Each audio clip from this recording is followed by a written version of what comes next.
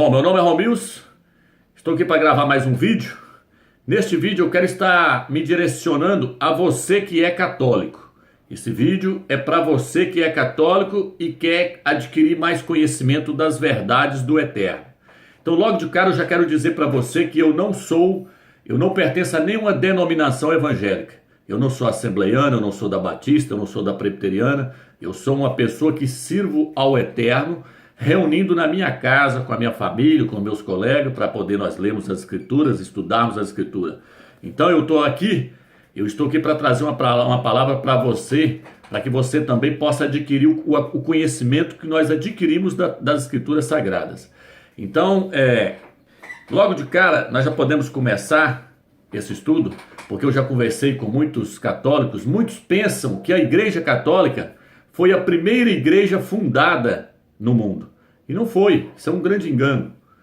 Por quê, Romilson? Porque a primeira igreja foi fundada lá em Jerusalém e não em Roma. A Igreja Católica, a sede dela está em Roma, onde está o Vaticano.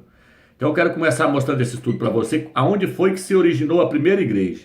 A primeira igreja se originou lá em Jerusalém. Seu nome é Yahushalã. Jerusalém é Yahushalã. A primeira igreja surgiu em Jerusalém. O Salvador morreu ali. E aí depois o Salvador mandou os apóstolos deles sair pregando. A palavra apóstolo significa enviado. E eles foram pregando a mensagem do reino. E em cada cidade que eles chegavam e eles pregavam a mensagem do evangelho, as boas novas, as pessoas que aceitavam o evangelho, elas se tornavam a igreja na cidade onde elas estavam. Por isso que a Bíblia fala a igreja em Coríntio, a igreja em Pérgamo, a igreja em Tiatira, a igreja em Sarde, até que o apóstolo Paulo foi lá para Roma, e quando ele chegou em Roma ali, o evangelho foi pregado em Roma, lá onde está o Vaticano hoje. Então veja bem, irmãos, então aonde começou a primeira igreja? Não foi em Roma. Então a igreja católica não foi a primeira começou em Jerusalém, lá onde o Salvador morreu. E aí essas igrejas que foram sendo fundadas, uma em cada cidade, elas eram independentes. Então a igreja em Corinto não mandava na igreja em Éfeso, a igreja em Éfeso não mandava na igreja em Tiatira, isso é tudo nome de cidade. A igreja que estava em Tiatira não mandava na igreja que estava na cidade de Corinto. A igreja que está em Corinto não mandava na igreja de Roma, nem a igreja de Roma mandava na igreja de Corinto. Então foi assim que começou, só esclarecendo a mente para você. E aí, Romilson? Então quando a igreja foi pregada lá em Roma, onde está o Vaticano hoje, ela era uma igreja pura. Só que a igreja de Roma, assim como as denominações evangélicas hoje, se corromperam. Por quê, Romilson? Porque quando foi passando o tempo, muitas pessoas falam assim, mas Pedro foi o primeiro papa. Pedro foi o primeiro papa e ele foi o fundador da igreja. O Salvador disse, sobre essa pedra edificarei a minha igreja. Isso está aqui no livro de Mateus, capítulo 17, versículo 18. Também eu te digo que tu és Pedro, e sobre esta pedra edificarei a minha igreja, e as portas do inferno não prevalecerão contra ela. Quando o Salvador fala aqui que ele vai edificar a igreja dele, ele está falando da igreja que ele vai edificar em toda a terra. Só que quando ele fala aqui, tu és Pedro, e sobre essa pedra edificarei a minha igreja, no original, ele está dizendo assim para Pedro, tu és Pedro, porque a palavra Pedro significa pedra, é uma pedrinha pequena. Ele falou, tu és Pedro, tu és uma pedrinha, e sobre essa rocha, provavelmente o Salvador apontou para ele, e sobre essa rocha que era ele, edificarei a minha igreja, e as portas do inferno não prevalecerão contra ela.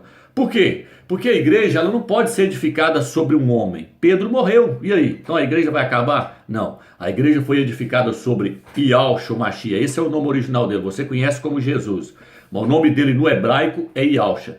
Então a igreja foi edificada sobre o Salvador, sobre o Filho do Eterno. Ele é a rocha. Ele diz que existe dois tipos de pessoas, aqueles que edificam a sua casa sobre a areia e aquele que edifica sobre a rocha. E quando vem o vendaval, vem as enchentes, somente a casa que está edificada sobre a rocha é que prevalece. Que rocha é essa, Romilson? É o Filho do Eterno. Aonde está escrito isso, Romilson? Nós podemos ver isso escrito aqui, Efésios capítulo 2, versículo 20. Fala que os apóstolos saíam pregando, né? E aqui o texto diz, edificados sobre o fundamento dos apóstolos. Qual que é o fundamento dos apóstolos, Romilson? Yahusha, o Mashiach, o Filho do Eterno. Se você ler o livro de 1 Coríntios, capítulo 3, versículo 10, você vai ver lá que o apóstolo Paulo, ele fala assim, ninguém pode pôr outro fundamento além daquele que já está colocado, o qual é o Filho do Eterno.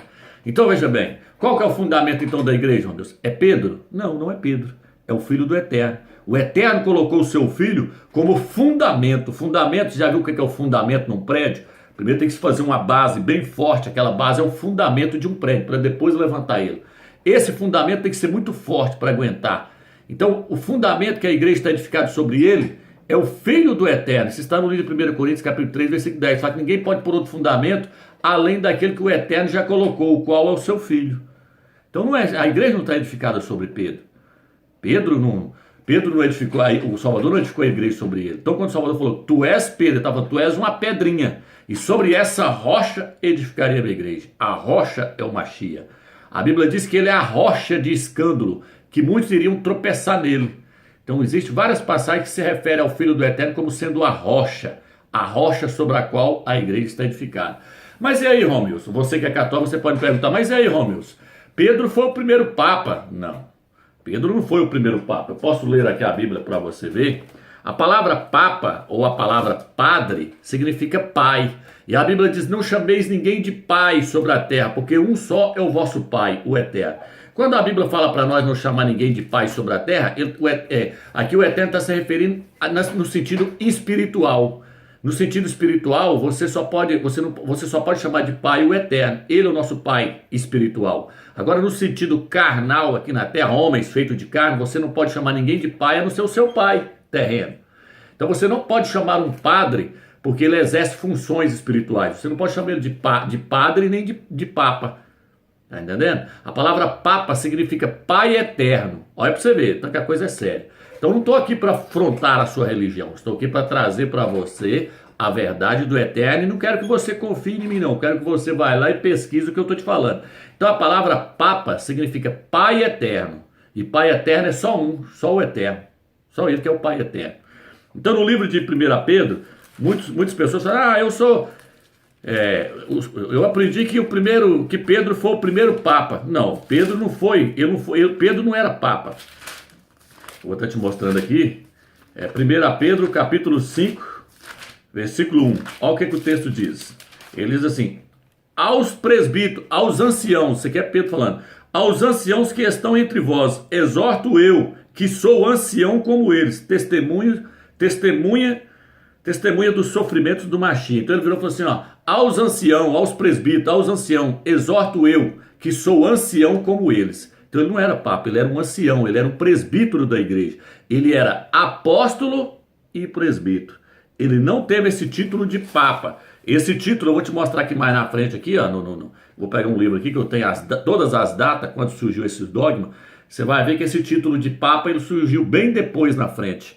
O Papa, ele carrega um título assim na roupa dele, assim, que é Vigário General Deus em Terra, que significa substituto geral de Deus na Terra. Isso é uma blasfêmia, porque ninguém na Terra pode substituir o Eterno, entendeu? Ninguém pode substituir o Eterno na Terra. Não tem como substituir o Eterno na Terra. Nós somos homens, somos pecadores. E ele leva na sua roupa Vigários General Deus em Terra, substituto geral de Deus na Terra. Ele leva na sua boina assim, Vigários Filhos Dei, substituto do Filho de Deus. Entendeu? Então isso é blasfêmia. Um homem aqui na terra não pode substituir o Filho do Eterno também. Nós somos falhos. A Bíblia diz que nós somos o corpo. E o Salvador é o cabeça do corpo. Então quem comanda o corpo é o cabeça, é o Filho do Eterno. Nós temos que obrigação, prestar atenção nele, no que ele está falando.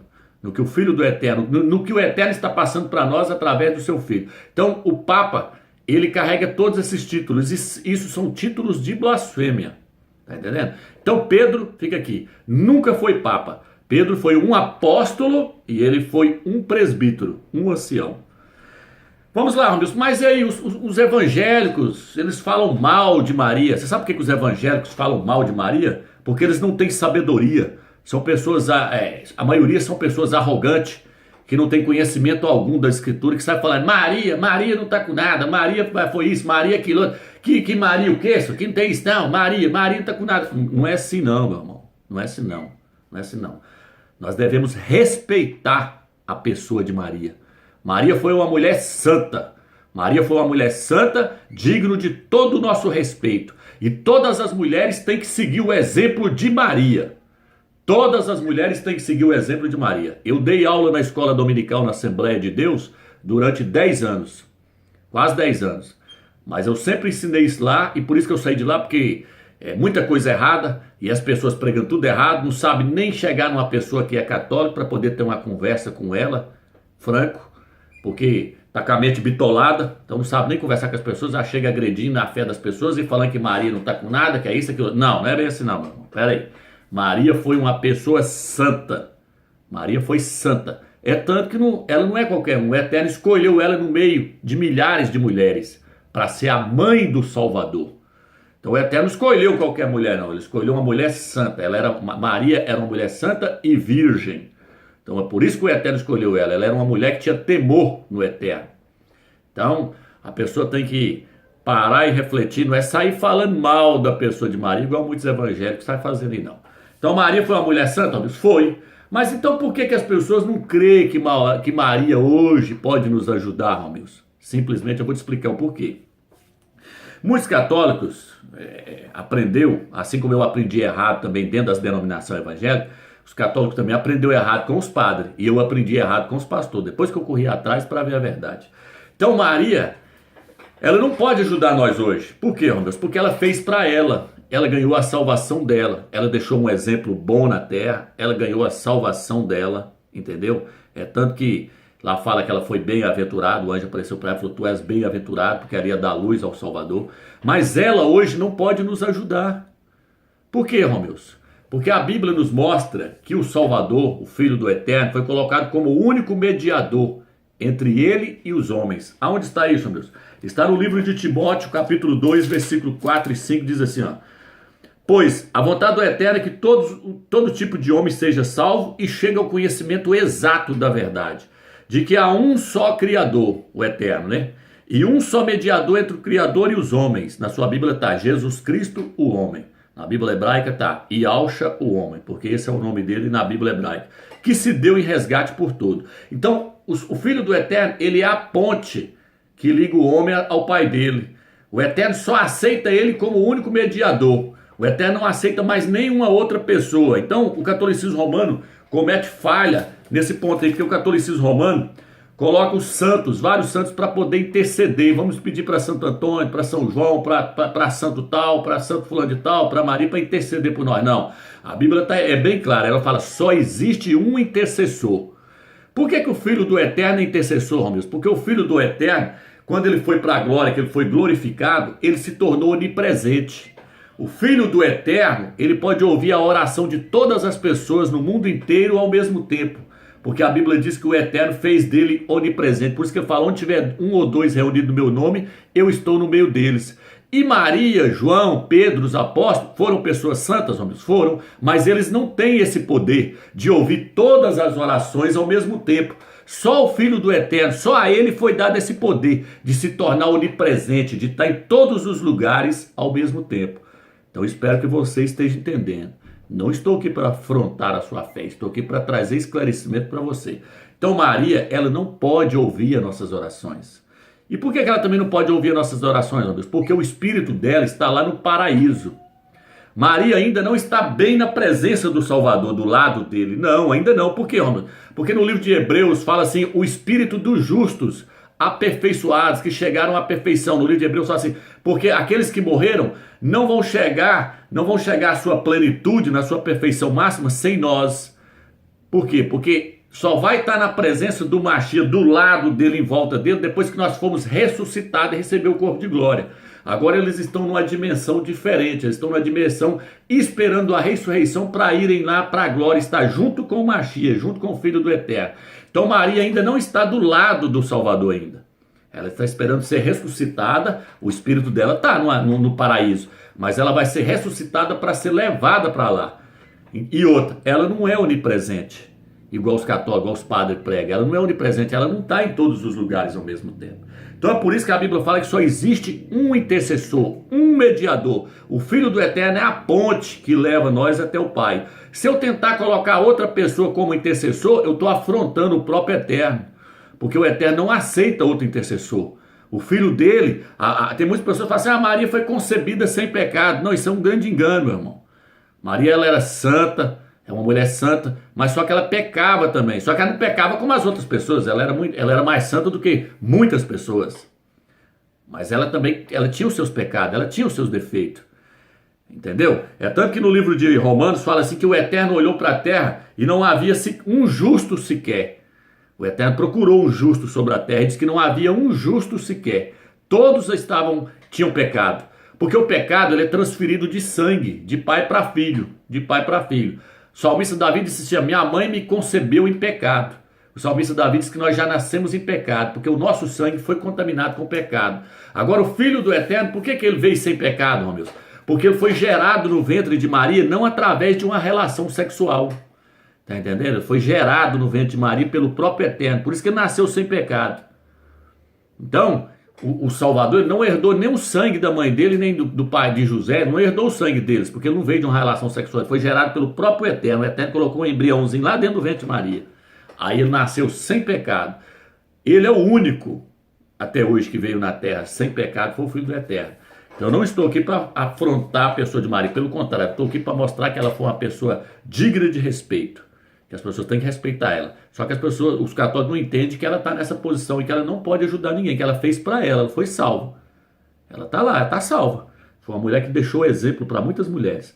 Aqui no livro de Lucas, capítulo 11, versículo 27, então essa devoção exagerada com a pessoa de Maria é errôneo, irmão. Vou te mostrar aqui por que é errôneo. Aqui, ó, nós devemos dar essa devoção ao Filho do Eterno e ao próprio Eterno. O que diz no livro de Lucas, capítulo 11, versículo 27, diz assim: enquanto ele assim falava, certa mulher levantou a voz do meio da multidão e disse: feliz as entranhas que te trouxeram as entranhas que te trouxeram e os seios que te amamentaram. Ó, algumas pessoas falam, bem-aventurado as entranhas que te trouxeram ao mundo e os seios que te amamentaram. Diz que quando o Salvador estava pregando, uma mulher exclamou, falou assim, bem-aventurado aquela que te trouxe ao mundo e os seios que te amamentaram. Ela falou de Maria, essa mulher. Olha o que ele fala. Ele, porém, respondeu, felizes antes os que ouvem a palavra do Criador e as observam. Ele quis dizer assim, ó, se a mulher que me trouxe ao mundo, Maria, se ela não ouvia a minha palavra, a minha mãe não ouvia a minha palavra, se ela não ouvia a minha palavra, se ela não seguia a palavra do Eterno, não vai adiantar nada. É lógico que Maria ouviu a palavra do Eterno e seguiu, mas ele quis dizer assim, ó, mesmo se ela tiver me trazido ao mundo, mas se ela não ouvir as palavras do Eterno e não guardar no seu coração, não adiantou nada ela ter me trazido ao mundo. Então a mulher queria exaltar a pessoa de Maria. A mulher falou assim, ó, bem-aventurado aquela que te trouxe ao mundo, os seios que te amamentaram. O Salvador falou assim, opa, antes bem-aventurado aos que ouvem as palavras do Eterno e as guardam. Então o próprio Filho do Eterno não deixou exaltar a mãe dele. Porque quem tem que ser exaltado hoje é o Eterno e é o Filho do Eterno. Tá entendendo? E aí os católicos foram criando dogmas, foram criando certas coisas, que eu vou ter que pegar um versículo aqui que eu vou te mostrar. No livro de Jeremias, deixa eu ver se eu acho aqui a passagem, que vocês vão ver o que eu estou falando. Então no livro de Jeremias fala que as pessoas falam assim, mas Maria é rainha dos céus. Não existe isso. Se você pega o livro de Jeremias, eu não tenho bem aqui decorado de cabeça aqui, mas eu acho que é o capítulo 7 de Jeremias. Fala que as pessoas faziam amassar, as mulheres amassavam a farinha e faziam bolos e ofereciam à rainha dos céus. Isso era um ídolo, uma mulher que era adorada como rainha dos céus. Era Semiramis, depois ela recebeu o nome de Ísis, de Astarode, Diana dos Efésios. Eles ofereciam bolos à rainha dos céus. O Eterno condenou essa prática, porque não existe rainha dos céus, existe o rei dos céus, o Eterno, o filho dele.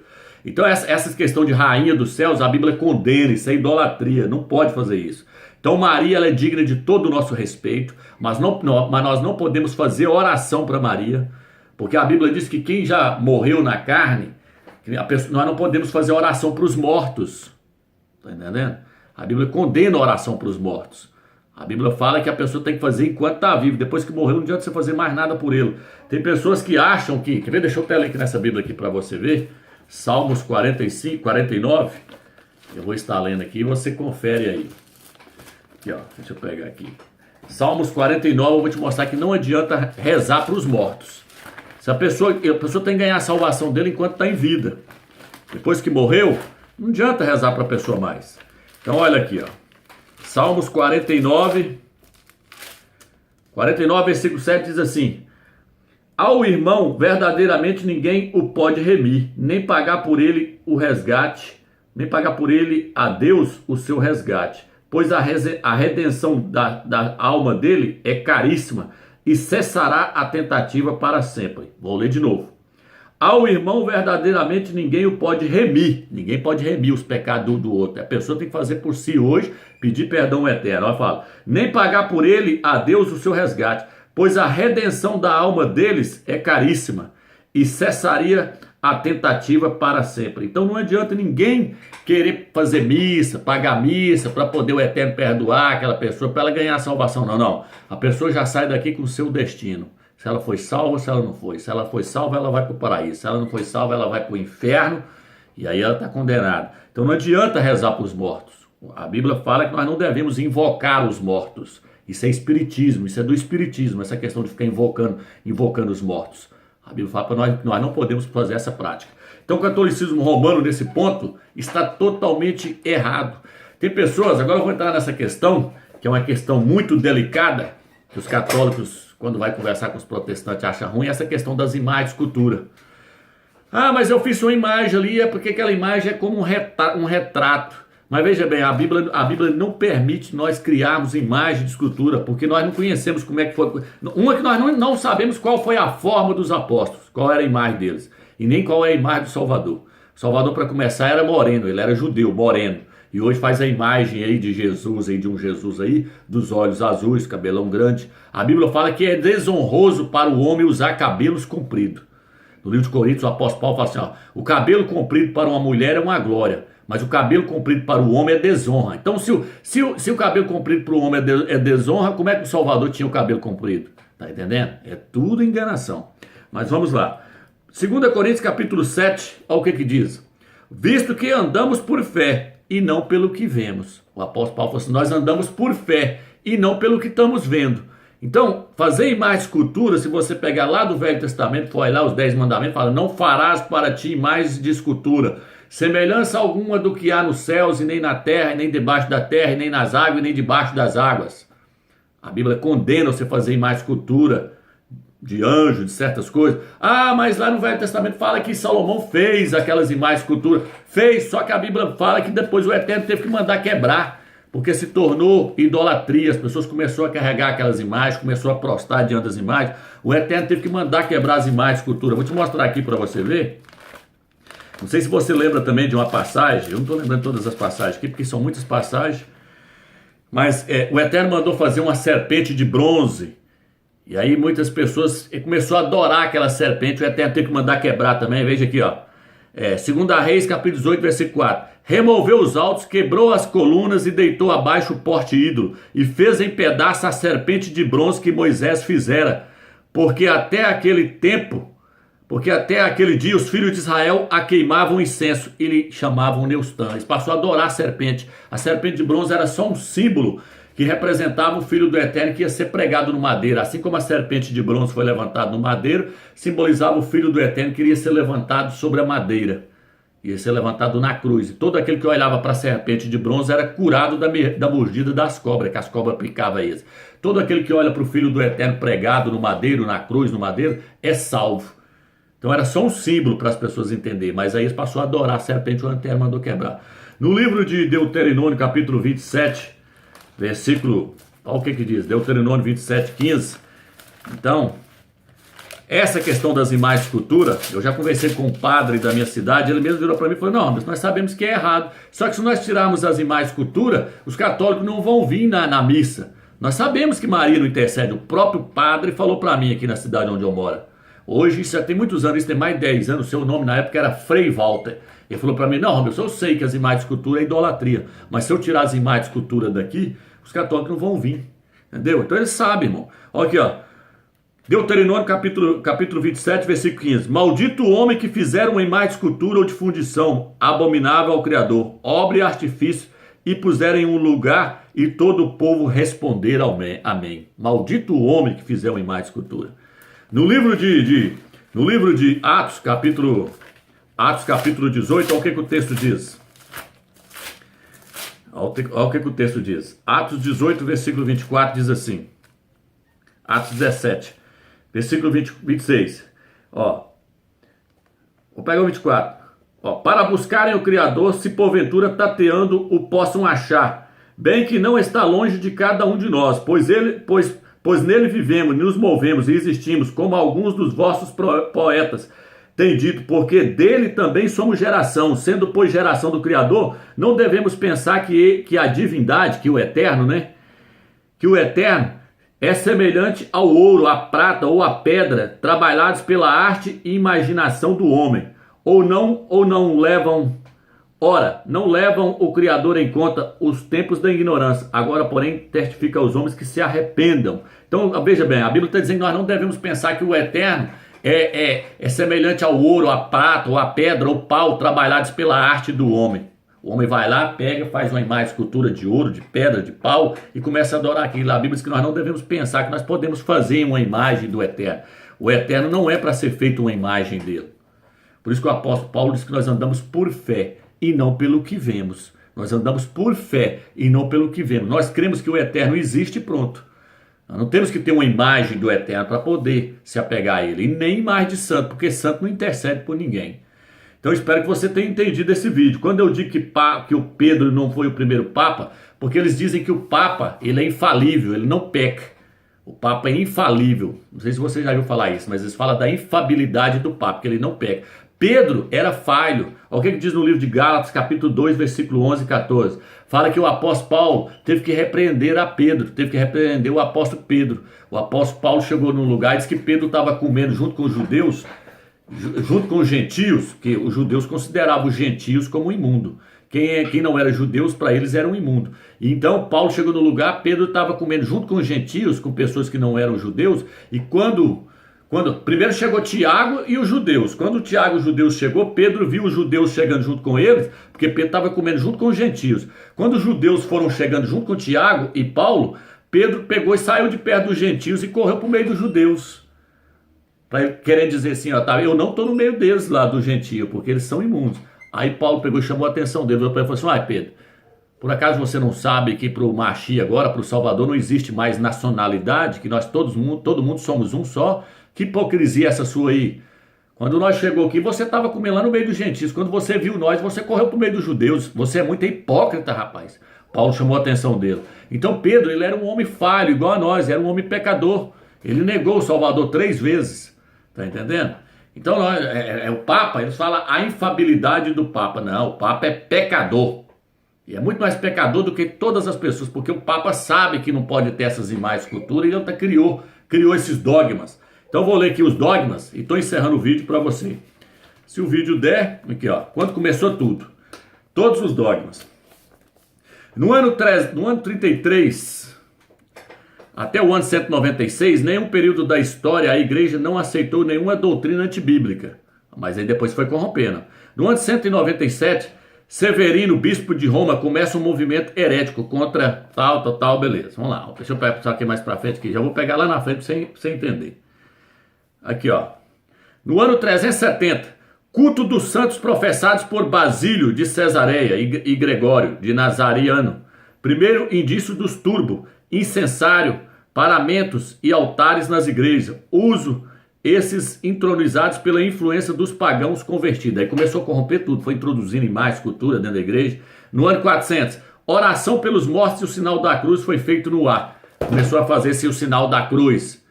Tá entendendo? Começou a surgir todo um paganismo, ó. Oração pelos mortos, começou a rezar pelos mortos. Quando foi isso, meu Deus? No ano 400.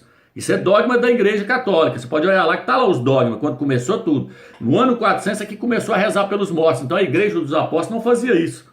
No ano 431, Maria é proclamada mãe de Deus. Tá vendo?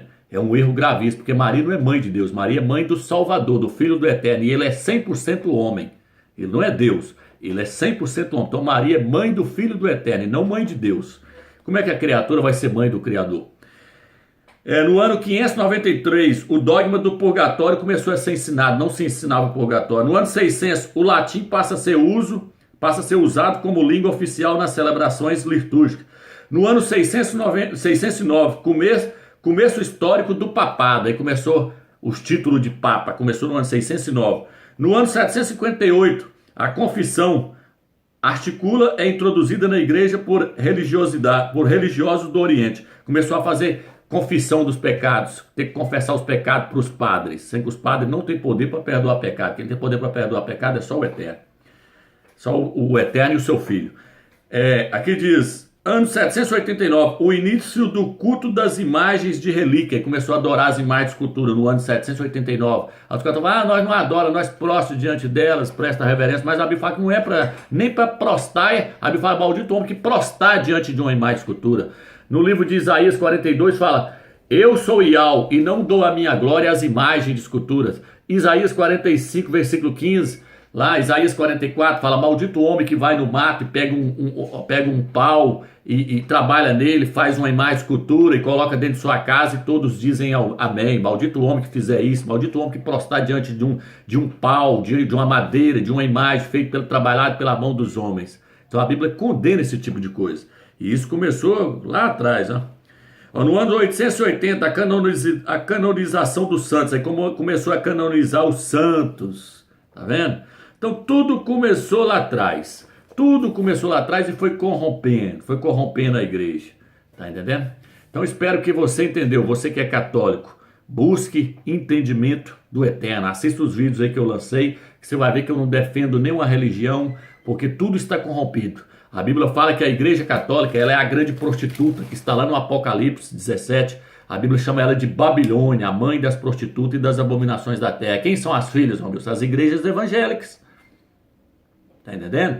Então a igreja católica é a mãe, as igrejas evangélicas são as filhas. Por isso que eu saí das igrejas evangélicas, por isso que eu saí de lá.